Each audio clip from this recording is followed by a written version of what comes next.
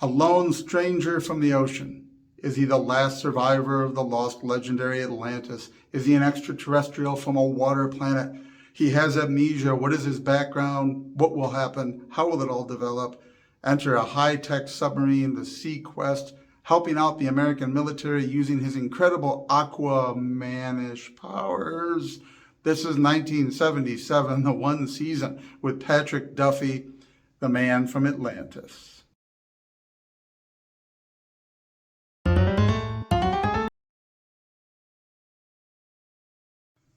The Man from Atlantis is a series that never really finds its footing. It's a great science fiction concept, or at least there are many different great science fiction concepts in it, and it doesn't really come together well. I was interested in seeing it for the first time, that the high-tech submarine the U.S. military is operating is called the Sea Quest. Obviously, it looks very different and does not seem to be related to Disney's Star Trek underwater ripoff Sea Quest DSV that would come so much later, but it was interesting that it was the name of the vessel. The top secret vessel travels under the water, and now it has Patrick Duffy, Mark Harris. We're never told why the stranger with amnesia is given the name Mark Harris, not John Doe, not explained. He seems to be Aquaman, although they go out of their way to make sure he says that he cannot talk to fish, and he does not retain much in the way of great strength when he's on land. Like literally a fish out of water, he begins to deteriorate. Now, obviously, I joke about Aquaman, but no comic book company, no film franchise, nobody can trademark the Lost Kingdom of Atlantis.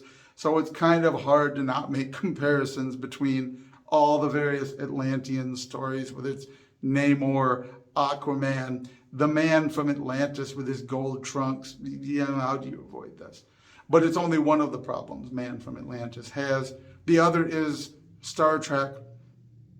The Sea Quest, everything about the bridge, the layout, the design, there's a sick bay, colored doors. You get the idea that somebody watched a lot of Star Trek and then designed it. And in case you missed the point, a lot of the sound effects from the Star Trek bridge, the Enterprise bridge, or elsewhere on Star Trek turn up in various places through the series.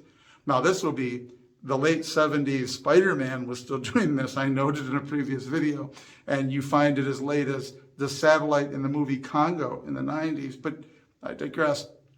The reuse of those effects is not new, but it really drives home the idea that this science fiction made for TV, coming along a decade after, almost a decade, several years after the cancellation of the original Star Trek series, wanted it to feel a little bit Trekish. The crew of the submarine Sea Quest, they wear these neat little zip-up jackets look like they're from Matlock, but nevertheless they're different colors, and there's blue ones and there's red ones, and the security guys wear red ones, although not a lot of them died in the first couple of made-for-TV films of this that I've watched so far. So you even have the color coding, especially the pilot, the 2-hour movie or the hour-and-a-half film that begins Man from Atlantis. We get his origin story. He is discovered. We meet the submarine. We meet a villain with deep at the bottom of the ocean evil lair and a plan to destroy the surface world in nuclear warfare. It's actually rather Bond-ish, and it isn't bad at all. But our villain is never really explored. We don't understand really where he came from, why he developed this idea. He's got a whole slew of people enslaved by little magic high-tech bracelets that make them obedient. We get no background. There's not enough soliloquy from him. There's the generic, he wants to build a new world under the ocean and make it better, but there's no real exploration.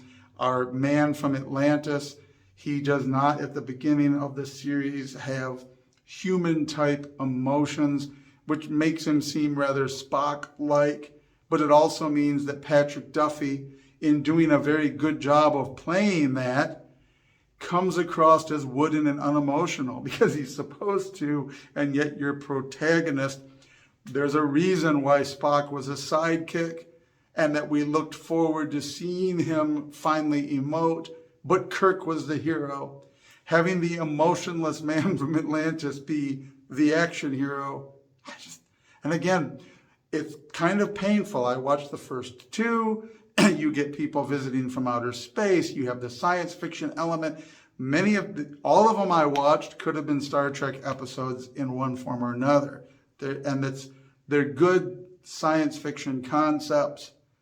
On the other hand, the spores from space, we never get a good explanation. We never get anything adequate enough. Someone took a whole bunch of good ideas, shook them up in a Yahtzee thing, threw them at the screen, and you can see all this potential.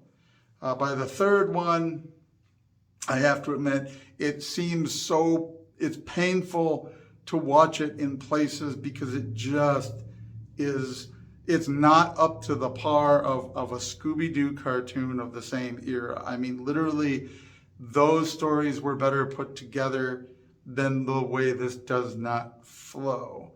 And so there's a great deal of wasted potential.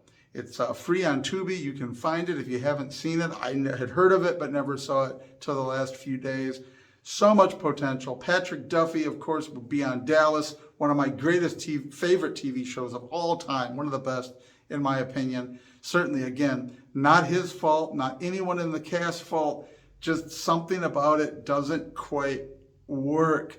And in a universe where we are constantly getting reboots, I'm going to wait and see how bad this happens when it happens, because there's so much potential there if they could tweak it and fix it. 1977, Man from Atlantis.